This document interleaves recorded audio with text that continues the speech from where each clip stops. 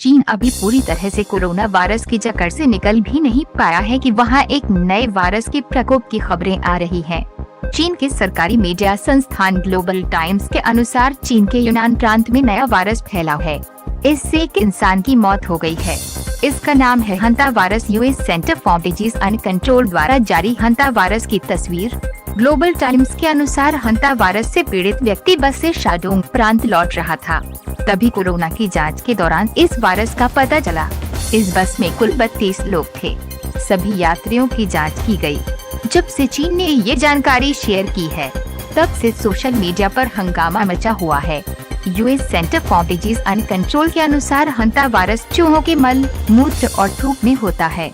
इससे इंसान तब संक्रमित होता है जब चूहे इसे हवा में छोड़ देते हैं। हंता वायरस सांस के जरिए शरीर में जाता है।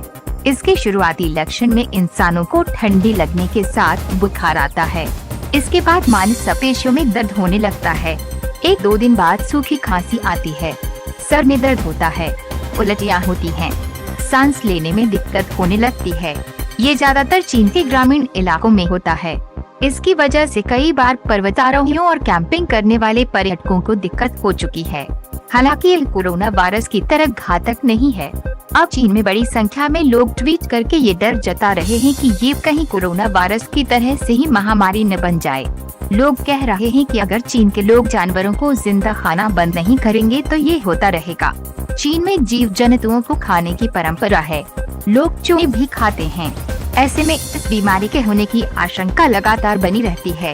ये चूहे या गिलहरी के संपर्क में आने से इंसानों में फैलती है।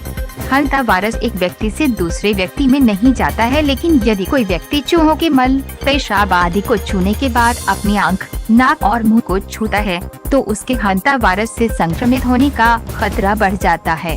सीडीसी के मुताबिक हंता वायरस जानलेवा है। चीन में हंता वायरस का मामला ऐसे समय आया है जब पूरी दुनिया वुहान से निकले कोरोना वायरस की महामारी से जूझ रही है। कोरोना वायरस अब तक पूरी दुनिया में फैल चुका है।